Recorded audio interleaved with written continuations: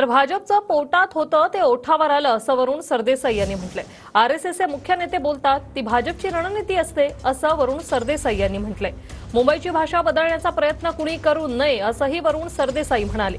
भैयाजी जोशींच्या वक्तव्यानंतर वरुण सरदेसाई यांची ही प्रतिक्रिया। जे पोटात होतं ते आता ओठात आलेलं आहे। त्यांना मुंबई तोडायची आहे, मराठी लोकांना लांब करायचे। घाटकोपरमध्ये त्यांनी उमेदवारी सुद्धा पराग शहा नावाच्या एका व्यक्तीला दिलेली आहे। त्यामुळे भाजप आणि आरएसएस ही तर एकाच नाण्याच्या दोन बाजू आहेत। जेव्हा आरएसएसचे मुख्य नेते असं बोलतात तेव्हा अर्थातच ती भाजपची सुद्धा रणनीती असते आणि त्यामुळे मुंबई माणसाला कमी लेखण्याची ही जी काही त्यांची गेल्या अनेक वर्षांपासून रणनीती होती ती आता समोर आलेली आहे। आणि मुंबईची भाषा ही मराठीच आहे। अन्य देशातून लोक मुंबईमध्ये येतात, राहतात, आम्हाला त्याच्याशी काही हरकत नाही, पण मुंबईची भाषा बदलण्याचा प्रयत्न कोणी करू नये।